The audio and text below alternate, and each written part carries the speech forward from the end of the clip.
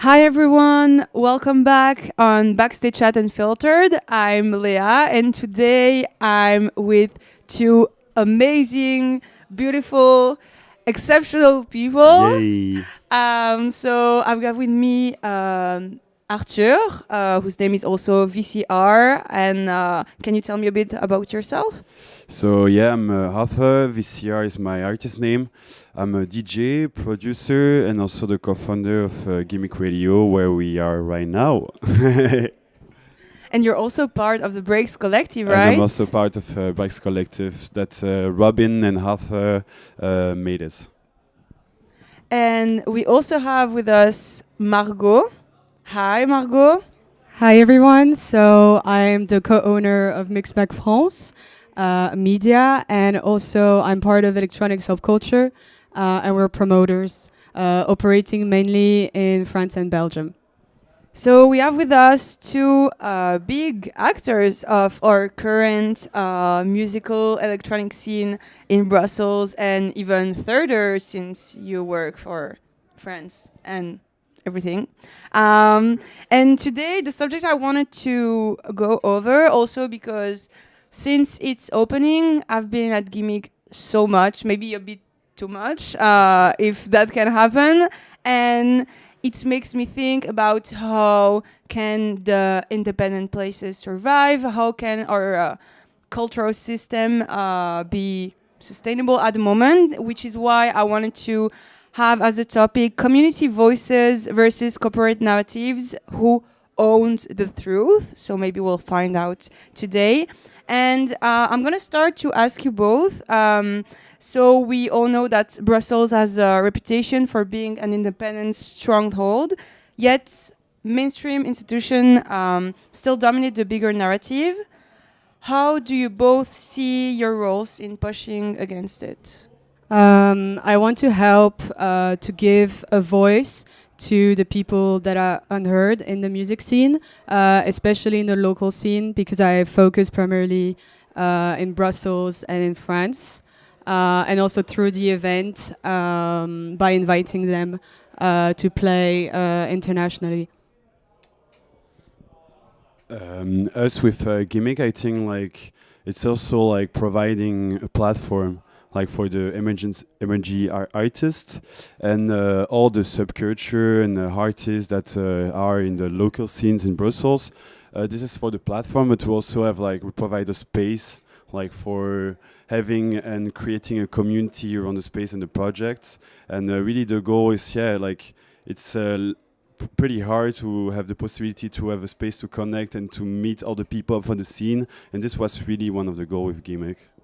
Yeah, since Brussels is a very community-based, scene, a very community-based city.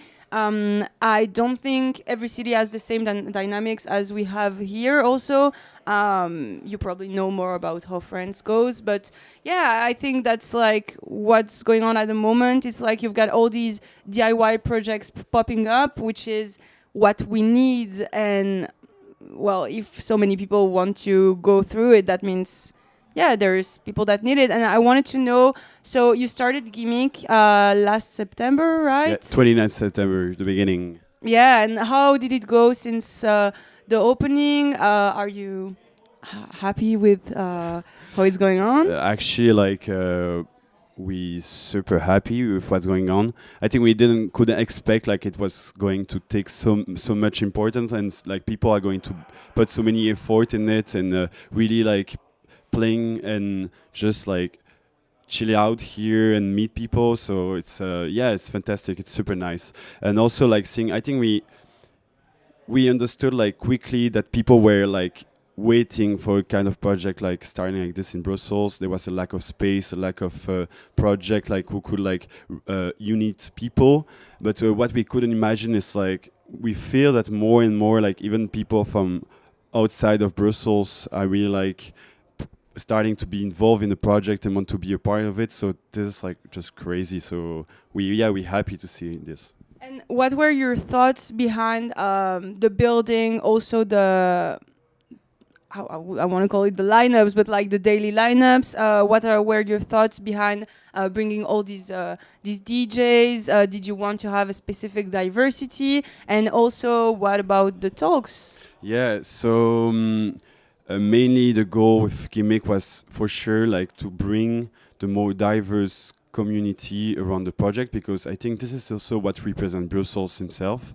Like we are really a city with a lot of different communities from also like for Brussels, but from other countries. So it's bring also something like for the scene in the style of music in the community. It's really diverse, and we really wanted to represent this on GIMIC. So even on the lineup and the resident, we try to really push it and like to get really the most different thing, and really try even now, like after 4 months, to provide something really diverse and inclusive in the lineup. And also, like you said, now more and more we want to push also like to get a voice on GIMIC, and not only music by like the podcast, like what you're doing like right now. And there is also Matteo starting like doing podcasts. He's working for Era, and we have more and more and trying really to push the people to say, okay, if you have something to say, and that it's like, yeah, just come and like maybe like do something. So yeah.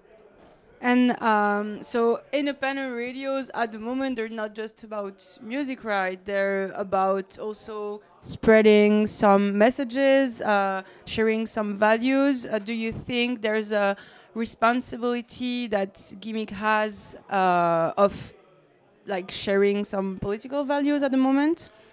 I think like even more now with like the situation, like in politically situation in Belgium, in the world, it's important, yeah, to get like some platform will let you like just be open and talk about subject that maybe you're not going to have in the mainly media.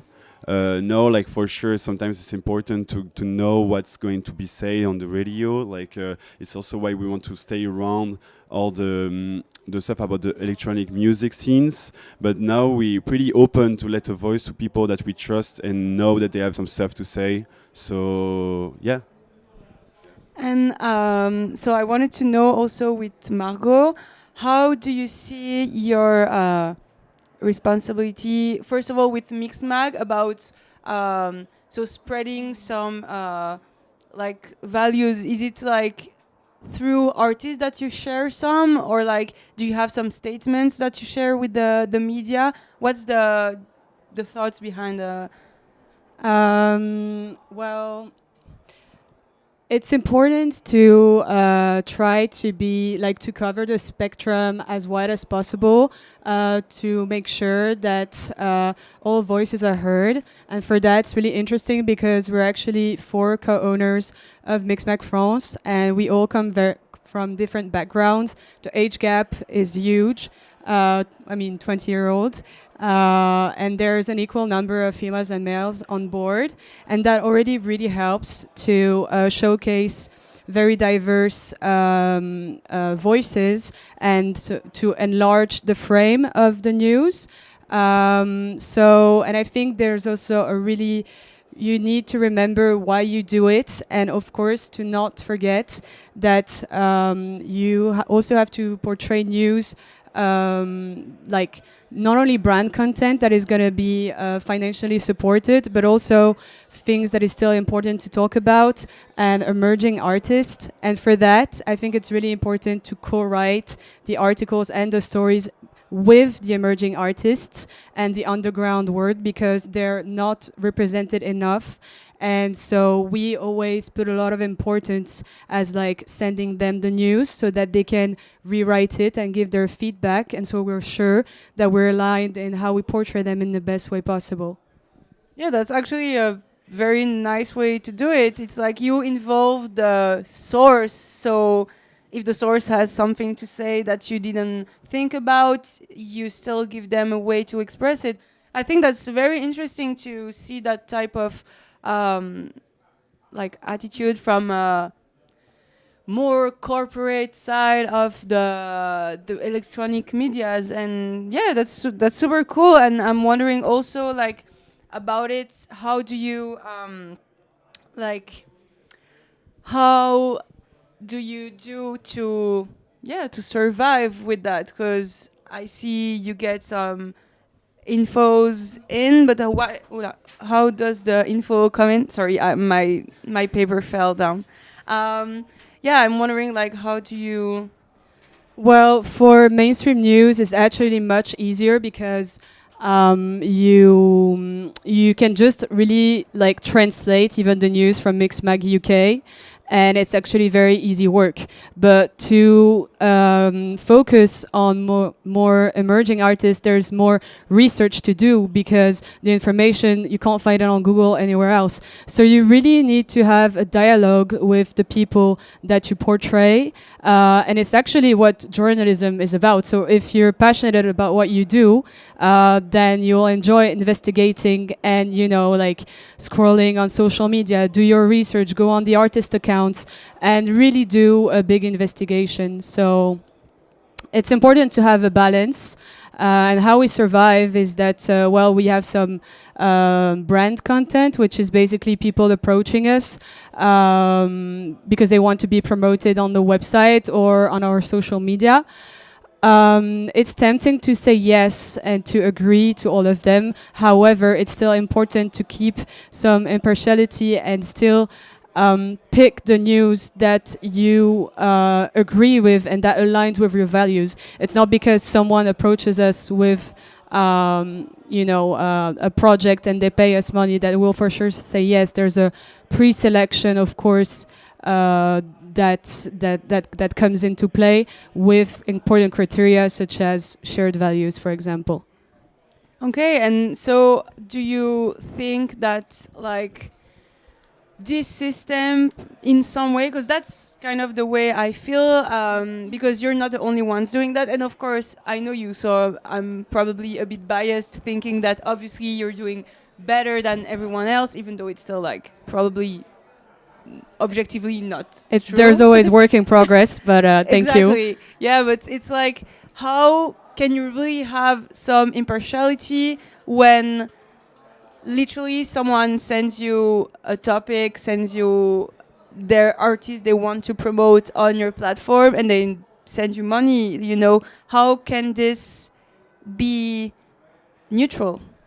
Well, you're never forced to do anything.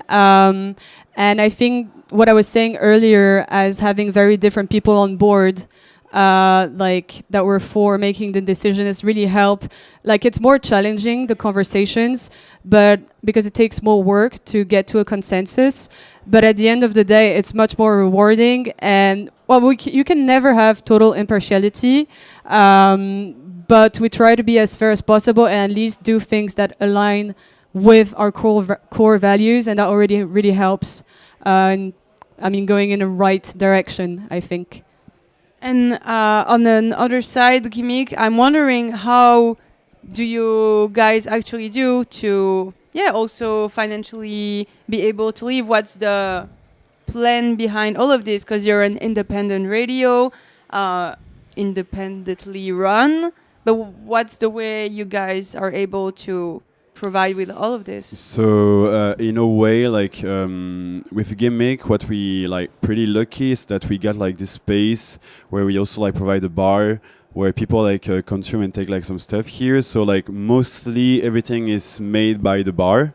So this is like pretty exceptional, like for a radio to have this kind of revenue, because like it's not the same for all the radios. So I'm not going to talk for all the web radio they are running, but this is a way like to provide enough money for all the stuff that we have to pay with the radio, and also what we paid before to start a radio, because like we had like zero subsidy or something. We made it like just by yourself and our own money, so this was also like providing like a lot, but now there is also like a lot of people around the project. It's like us or the people like to the bar. So without the bar it would be like really complicated, and that's our way. Now also like we are taking more and more like to organizing events and organizing maybe making some merch and stuff that will help us also to get and provide more funds for the radio and for the project. Okay, so it's all kind of a 360 community funded project in some way. And for you, Margot, it's mostly like the people that want to get promoted also have to pay. And I think it's great ways of doing it in some way, because that's actually, it seems, the only way for both of you guys to do it at the moment, since yeah, maybe lots of you don't know about that, but governments don't help so much. Either Yeah. in France, Belgium, we are all facing issues to provide for new ideas. And did you both try to get funds from governments or like maybe private investors? So with GIMIC, Robin and me tried to access to a form of subsidy to start a project, but what we could see, it's really difficult when you're starting this kind of project to get some funds. Like I think like what in my experience, what I felt is like they are pretty like waiting for you to already have something in your hands, and after they're going to help you, but more after that. So like I can imagine how it's difficult for a lot of people like to start something from scratch because they don't have like the funds to start it. So hopefully us we could like do it because we took like a bank credit and we started the project. But from the beginning it was practically impossible. And also like I found that it's also really difficult to get all the information to get you to the good way to maybe have the access to this kind of help. You have to know some people. You really have to know like the good way to go into this information. So I don't find it super easy like to having access to this. And for us, no, because, well, thanks to the fact that it's like a franchise and that Mixmag UK is known since the 80s, we're already like popular enough, like the name is already quite known. So we already have an audience just thanks to the name. Even though we operate completely independently, financially and creatively from the parent company. And also we don't really need to do that because we don't really have so much external costs. Like GIMIC, they have the rent and everything. We're just completely digitalized, so that's already cutting a lot of cost. Yes, so never tried. Okay, good to know. That's super interesting. And I wanted to also talk about your other project, which is electronic subculture.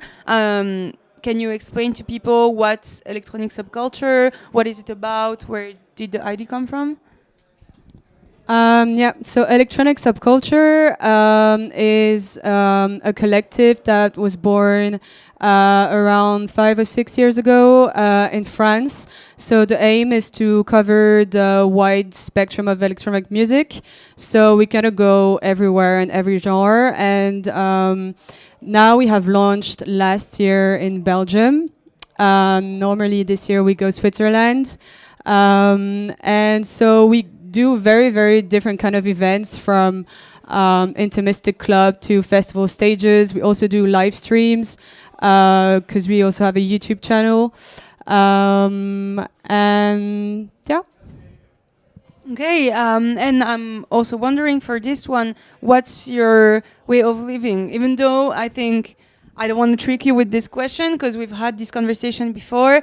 So last year when I met Margot at the party at Saint-Clet, which is a very cool community. Yes, shout out to them. Shout out to them. So I met her, and when I arrived there, I was a bit like surprised to see in that type of space that the event was like sponsored by an external alcoholic drink. And so, yeah, I was kind of surprised because I was like, okay, so the name is Electronic Subculture. We're at Saint-Clet. That seems a bit odd to me. So I was just like questioning what's going on. And I asked her, and I remember you telling me, Leah, if we don't have this going on, we cannot do the party and we cannot pay the DJs. And that's the only way for us to do it. So what's going on with it?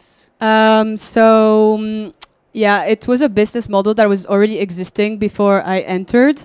And I think, yeah, so our main source of financing is through sponsorship.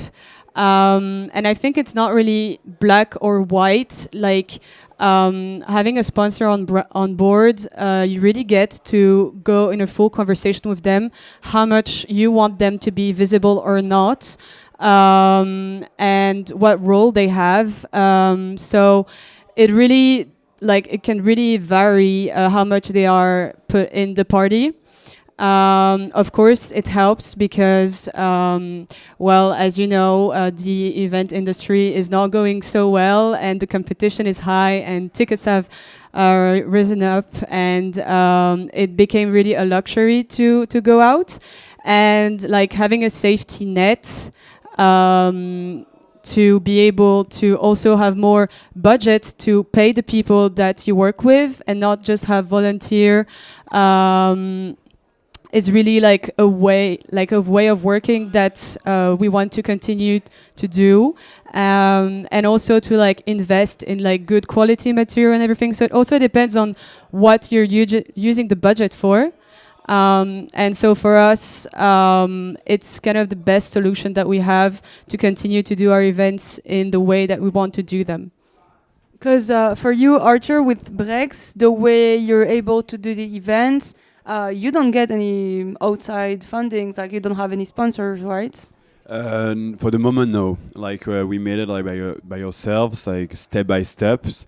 No, like it's also like a thing that we. Yeah, it took like us really a long time, like to being able to provide for big parties some renting to pay people because we had like no funds. So yeah, it's a different way to see it now. I can totally relate what Margaux says. Like at the moment, like when you're starting like doing like big events and you have to pay everyone paying the rents, and on this kind of events, yeah, it can be like really costly. So. For sure, a sponsor like will help like to get you the money that you don't have now. Every time I think it's also the way like to see how they are going to being a part of the party and the project. And I think it's important to having a good communication and a way to promote also their thing because yes, I think it's the most important when you starting doing this kind of stuff. I think. Like the same as both of you said, it's when you start any independent project, you either have to have an outside funding or someone from the collective or the organization funding it themselves.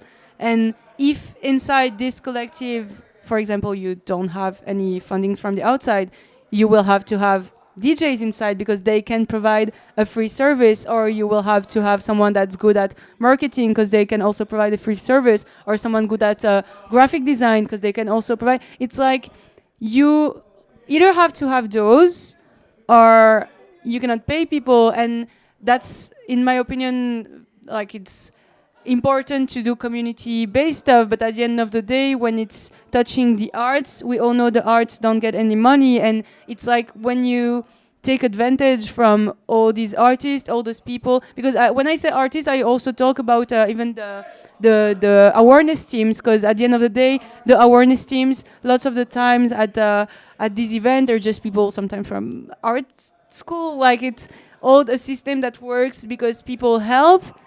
But on the long run, expecting people to do everything for free, unfortunately, that's not the way. Well, that's still just my opinion, but that's not the way the world works. People just have to pay a bit of rent. They have to have a bit of food. They have to have a bit of fun also. And this all costs something because that's unfortunately the way it goes now. But yeah, I think, you know, most of the people who are in part of Brussels collectives, they all have a full-time job on the side, and because otherwise they can't make it because the money has to go from their pockets, and there's so much like investment of time to make a good party that resembles you, and it's super draining. It's super rewarding, but it's really draining.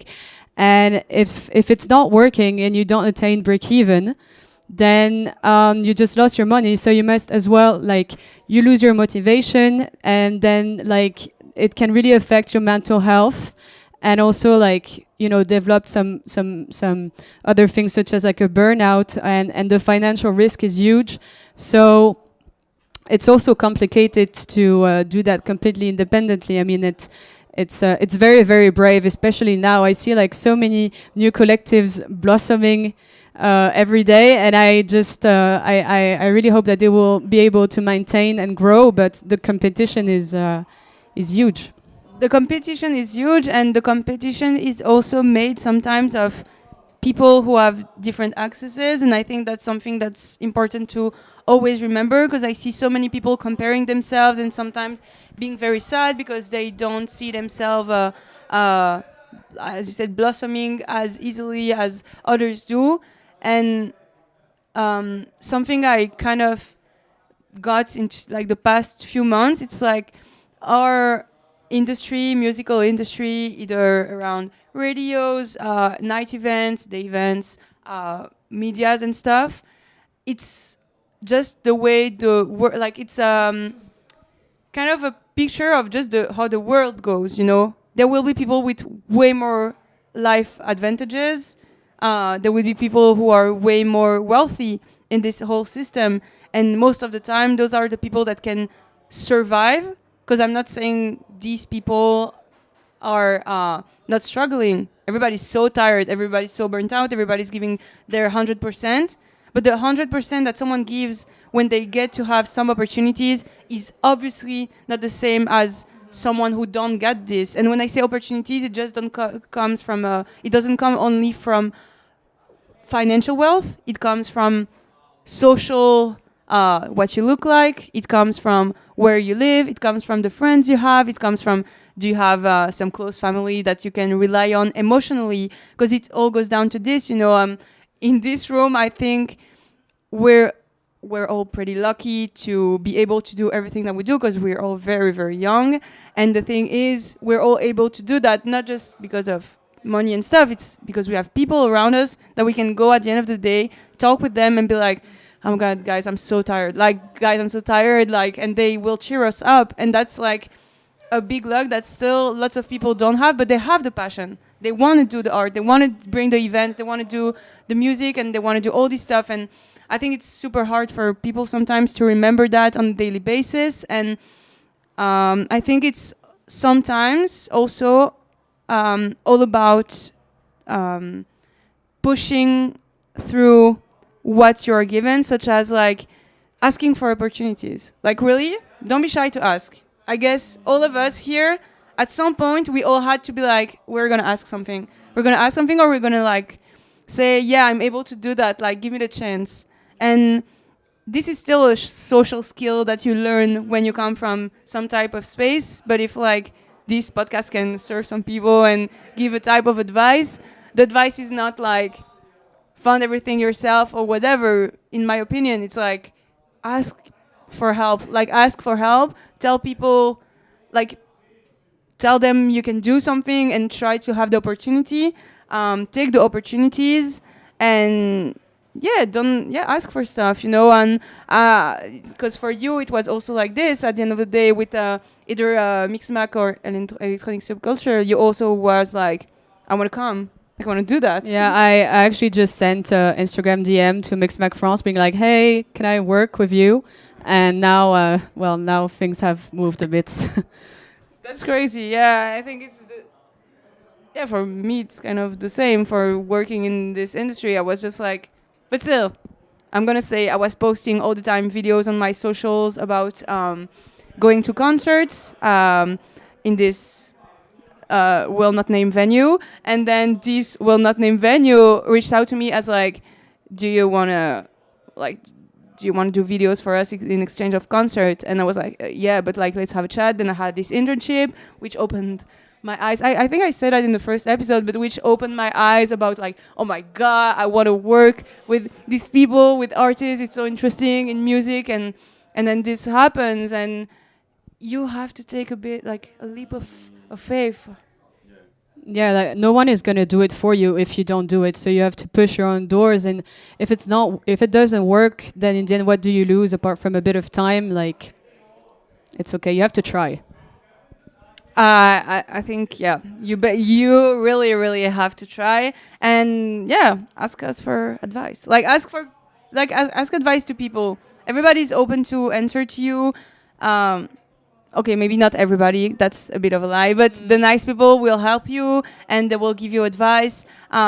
Especially, I guess, between queer people or women, because okay, I'm gonna say men can help more easily because men also have more audacity in their body to ask for help and for advices from their peers. But yeah, you can also ask other women. We all seem super tired. We all seem like we're gonna burn out. But in this burnout situation, sometimes the fact of helping someone else will take us out of the burnout because it gives a bit of meaning through the tiredness of it all, you know? Yeah, and also where I wanted to say is like when you say like you have to ask, and sometimes what I felt at a certain point it was like difficult to have the good space and contact and space where you just talk to people and ask to them like what you say, and I think it's to relate to maybe GIMIC and the space himself.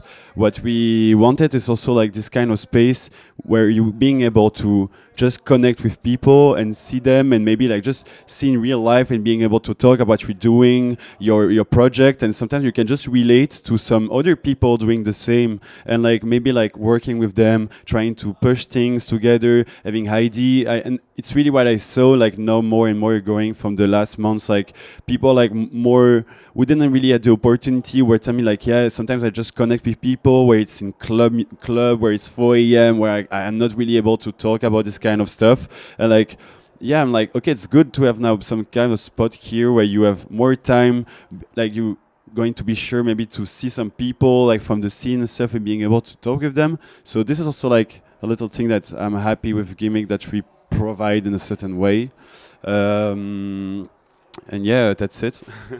That's so great that you're saying that because I feel that's still a force that Belgium has, but every city has these spaces. You have to find them, but there will be in every city, hopefully, a place that's accessible, a place where you can go to people because nobody's fucked up, or maybe they are and you don't know, but they're most likely not fucked up.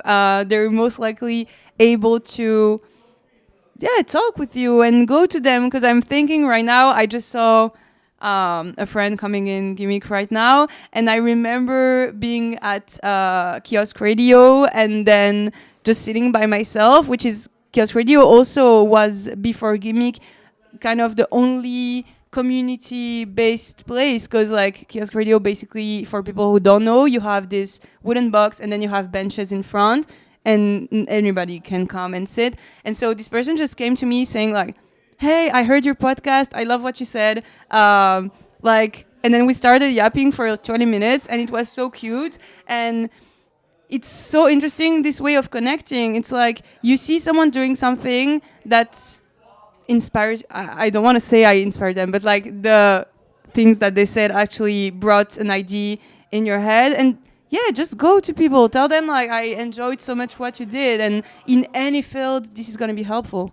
And especially like also to connect with other people in the industry in places like GIMIC, it really helps, because otherwise you just see the accomplishment of people on Instagram, and also like it can really put a lot of pressure on yourself because you always see people like organizing this and then this person playing this gig, and you really have the frame that everything is going so well, and you can feel very lonely in this like overflow of success and achievement. And when you actually get to talk with people in real life, it can really help to figure out that, hey, it's actually not real life as well. It's just an ego.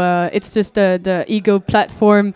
So it really also helps to stay down to earth and to understand like other people are struggling, and you can also, talk. Hi. And I'm wondering about what you just said. Is it like for you something?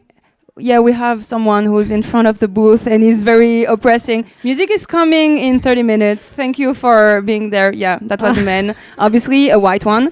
Yeah, Margaux, that's what's going on when you're live. hope this stays in the archives of 20 years of Leah on GIMIC Radio. What you just said, what you just said about the situation on social media, do you think there is also a good thing about seeing sometimes the achievement of other people on social media, or is it just bad in your... No, I mean it's good. We're not in a competition, of course. It's also nice to see that the culture in Brussels is moving and is going forward, and it's due to all the collectives that are really putting their hearts into beautiful projects. But sometimes, yeah, you just have to remember that it's not only this one-sided thing. And also people face difficulties, and it's nice to have real physical place to be able to connect and exchange, to be able to discuss these kind of things. Yeah, very, very nice. And I wanted to ask some more questions about GIMIC. Archer, how do you see GIMIC going on for maybe the next year? Do you see it as like a big platform still for Brussels, or like what's the vision you have with it? I think we want to keep the same energy that we has right now. It's like really providing something firstly for the local scenes like of Brussels, even though if we see that it's taking more and more importance, and even like on the social media and outside of Brussels, but we really want to like also keep something connected to the city. So even in the residency and stuff, we will try to all the time keep something like around Brussels. Yeah, like it's really pushing us also like to say, okay, it's nice to see that the project is taking something, and we could like relate a lot of different projects around the project and around the community, and see we really open also like to see what's people around us and turning around the project are being able to create and want to push, and maybe like help them also to do stuff with GIMIC. We pretty open, like, but there is this thing like about the place and the radio that we really want to keep it as it is, and like to like maybe think about outside of it, but stay here, and maybe like thinking also like to organize more stuff just outside of the box, like maybe like some talk, like some workshop also, but yeah, voilà. And when you're looking at maybe older projects, older radio projects, did you feel inspired by them to have this overall vision of the future of GIMIC? Or yeah, what do you take from other projects that actually do exist, either Kiosk Radio or Rinse, if I can think of some? To be honest, it was like a big inspiration for us. Like even firstly, Kiosk Radio.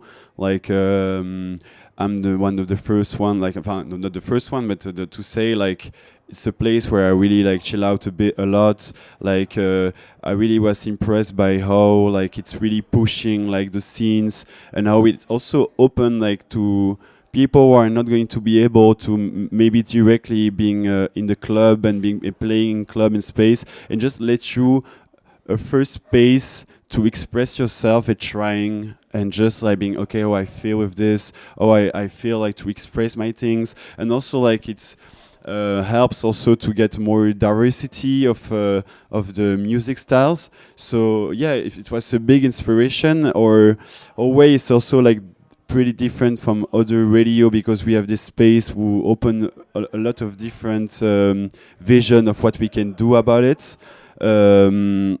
But we yeah, voilà. Yeah, thanks. I think that's really nice. It's like you take inspiration from things that happened before, you try to make it yours, and taking inspiration wherever you are is always a good thing, and it's always very necessary, because for you too, Margaux, like I guess you got inspired by some projects to take over also Mixmag the way you do right now. What were there? Like, what were they? What were the things that got you into doing the things that you do at the moment? Was the rest of the Mixmag franchise the inspo, or like did you take some from other projects? Um, so right now we're restructuring and rebranding Mixmag France, and I think we just draw inspiration from. Well, we all bring our own inspiration to the table, and then we discuss the best way to do it. But for myself, I just look at what's around me right now and what I like, what I like as a consumer reading, what I think is important to portray, and also, I think talking about it with your friends or with strangers to see what is lacking in the scene and what could be added is also a very, very good thing, because even if you try to be unbiased, then you also have hi, goodbye. Okay, now I think we're good. Yeah, if you could hear that, that's not a way to behave in a community-run place by knocking. That never happened before. Yeah, knocking on the windows and stuff. Well, let's get Yeah, back to we're it. we're not gonna ask them for advice for the future of journalism, that's for sure. But they still wanted to give some input, so. But I think, yeah, learning from the others with what they do or through conversations is, I think, the best way to have inspiration. Agreed. Very, very much agreed. I think still, yeah, you have to listen to what's going on around you and to be able to embrace the culture. And as a media, what's your way? Like, do you think the underground culture is still something that is in the spotlight at the moment, or actually in your team's mind? Is it something you want to highlight more than the rest? And how, as a more corporate media, would you keep this alive? Yes, of course. I think it's very important to keep it alive, but it's dangerous. It's a dangerous topic to tackle because you don't want to romanticize it, and sometimes, like the media will portray underground culture as these like alternative warehouse parties, but they often forget the perspective where it also comes with a cost of, like, financial instability and mental health risks, and legal risks and everything. So I think it's important to tackle those topics, but always with the protagonists in the narrative. So to co-create a story together instead of talking on their behalf. So yeah.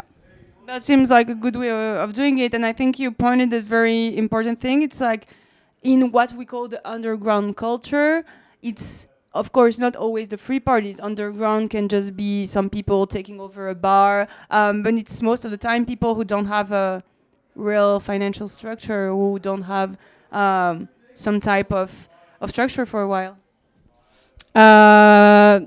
Yeah, I mean, it's always kind of hard to define exactly what underground really means. I think it's having some form of independency in a way, but are we talking only financial independency? Are we talking creative independency? So that really varies. But it's true that for most of the people, it's people who are kind of small in the scene and are not part of the big sharks. So of course they're not going to have as many tools as big corporations have. So we have to be very cautious in how we frame them because we don't want to misrepresent them. Yeah, what I wanted to say is, like, as you say, maybe like the underground, how it sees, it can be really different from. It depends on how you see it and the scales. Like, for example, like some people from the free party who are just organizing everything for free will see us from not underground at all. And for our eyes, like what we're doing is underground. But for someone like who is really not a part of this world and just going to a kind of marketing underground party in a warehouse, we think this is underground. So there is really, I have the impression, a different scale of what you call this underground. And this could be like a full topic, I think, like around this, like it's yeah. Is for you, for example, as I'm not trying to be shady with it, but like for you doing with your collective a party at like a real club, for you, is it still is your collective still underground in that way, or does the doing something in a real venue, even like a state, I will not say funded because it's not really funded, but like where they get some funds from the state? Is it still like underground what you do? Like from my eyes, yes, it stays underground in a certain way, maybe of the way we organize ourselves, and also how we like organize the lineup, or we organize the people we are going to push in front, in the diversity, in the inclusivity. So yeah, for me it stays underground, but in sort of way, like I said, maybe for some people it's going to be lose this way of underground because we are doing something in a club, for example. But like I said, I think it's a scale to see it, and for my opinion, for example, GIMIC is for me staying like for the moment still underground because we are pushing subculture, we are pushing some style. We are not going to be playing club. We are going to push like some discussion and in a political way that you're not going to do in other space, but in a certain way, like I said, it could like feel some people like it's not, because we are on social media, we are like really open on some way. So I think it's a scale, yeah. Yeah, and is for you, like for example, being this types of collectives who will push like maybe newer artists. Is it for you the only way of doing it, or like if you brought bigger artists, for example, is it still like for you a smaller collective? Like, what's the boundary with that? Like, what's the limit with that? How do you see it? Because, for example, for me, as someone who started her collective a couple of months ago, I want to keep pushing smaller artists. Also because financially, that's not the main reason, but like financially, having these big artists who are sometimes in big agencies, it's like impossible to do, even though maybe they come from some type of I don't know, place where they're not part of the big corporation situation. But sometimes I'm like, is the risk of booking maybe someone that's a bit more expensive worth to take, since it could actually be more sustainable for us to pay everyone? Like, how do you see that?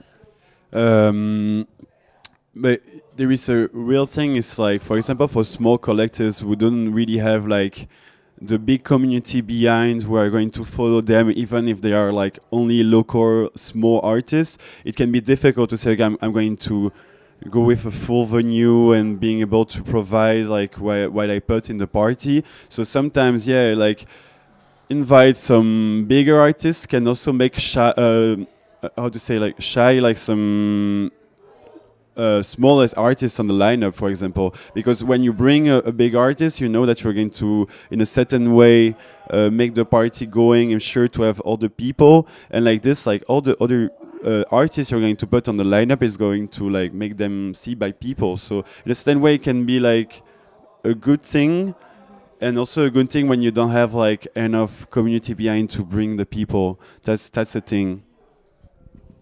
Yeah. In my opinion. Yeah, I think it's always about balance. It's always about what choices.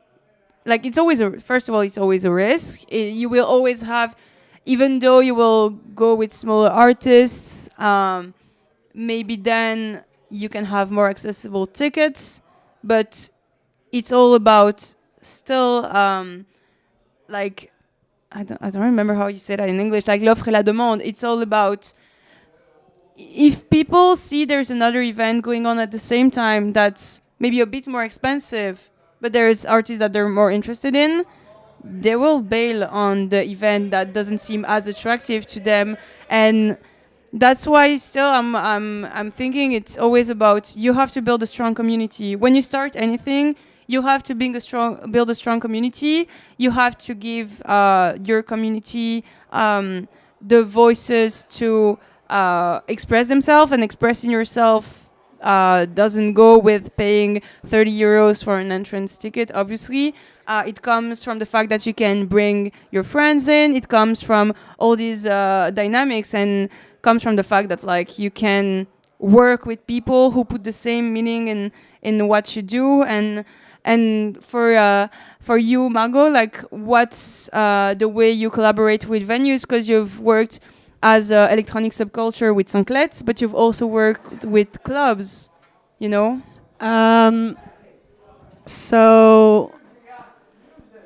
So we really try to be very eclectic and diverse in the way that we work.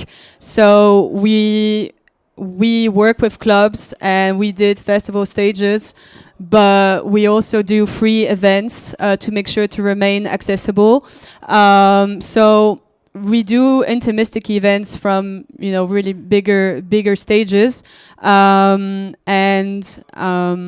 yeah, I think, and also, and we launched in Belgium, so it was June 2023, and I really wanted to collaborate with collectives that were very underground to me and deep in the local scene. So, because I really wanted to learn from them as well, and I'm happy how it went. So. We try to do a bit of balance, but it's really hard also when you do like very diverse lineups in the music genres to create a community that is sustainable, because you do a bit of everything. So it's not like we have the diehard bass fans that will come every time, because they're probably going to be unhappy because we're not going to do that all the time, for example. So it's a challenge to have gone in that direction, but. It's at least it's very like it's not boring at all. So it's there are some pros and cons. That's the way to do it. If you have the possibility to bring a light to people who have sometimes lesser of a voice, please do it. Like, it's such a beautiful thing to do, and as you said, it's like you have to have an interest in it. That's obviously not financial, that's like a personal interest because you love what they do.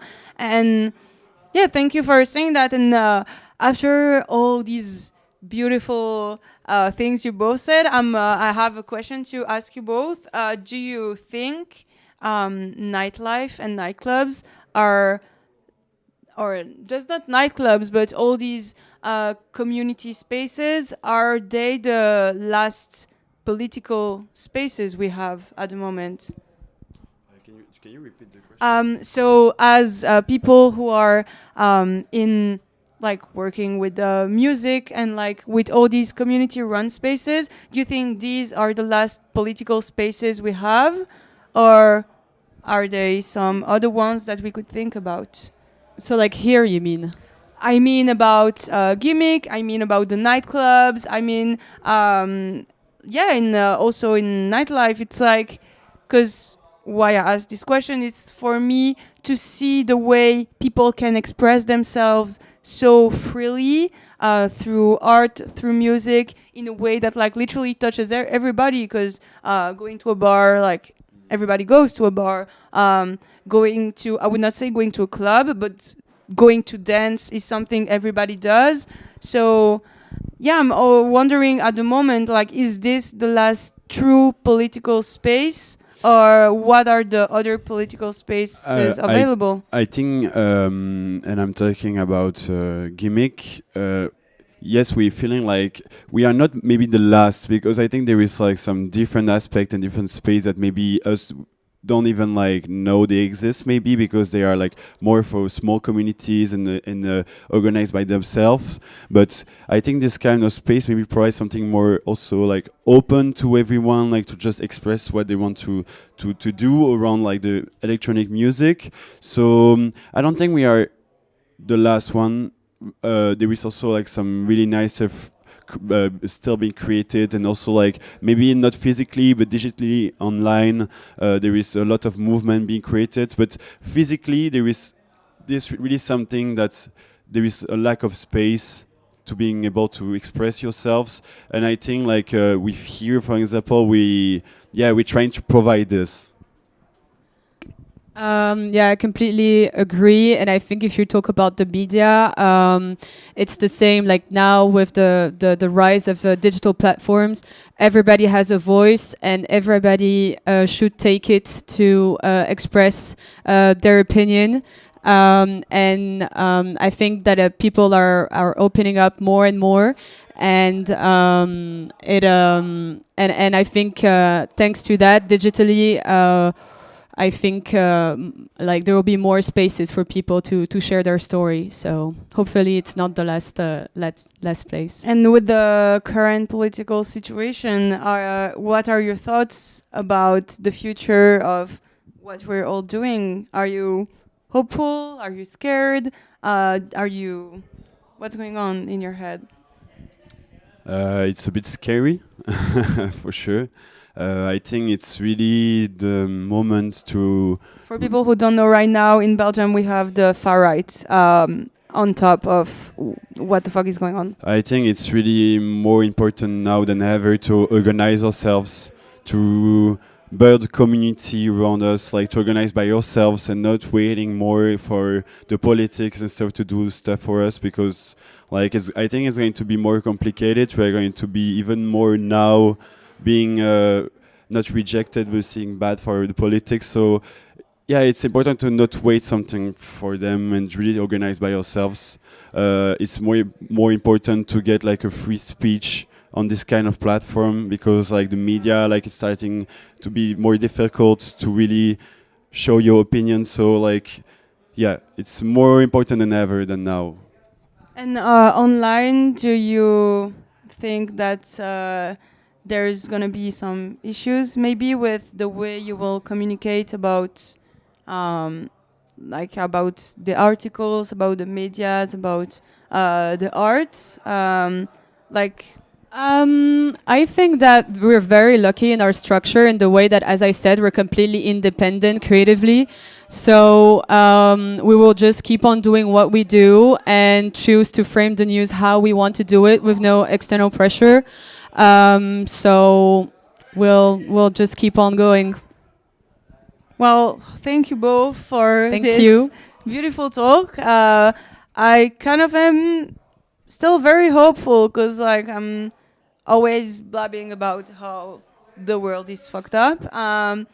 But yet we have some people who are willing to push through this world who is going kind of nuts. And I still think we have some artistic minds. We have even people in the more corporate world who are willing to listen. And I hope more people take inspiration from both of you, but also from everyone And from else. you. Okay, thank you. Yeah, I think it's like you have to find people who you can connect with around these things, and you have also to find people who you can debate, who will not agree with you, but who are willing to sometimes take a little leap of faith to do the right thing, if the right thing exists. And at the moment, there's kind of this war in the nightlife, in the culture, in the event world, in the medias against this evil which is rising. But the only thing is, are these people still gonna have a platform in a couple of years? We don't know, but we have to keep building platforms either in real life or online to be able to share with people who are willing to do the good and nice things for the other ones. And yeah, thank you, Margaux. Thank you, Archer. It was so lovely to be with both of you. I hope all of you had fun. Probably not the group of dudes who was horrible sitting at GIMIC. Don't be like them. We'll be with you in a month. And if you didn't check the last episodes, feel free to listen to them and also give feedbacks. If you have topics you want me to discuss, if you have people you want me to discuss with, I will be so happy to do so. Thanks, everyone. Have a nice day.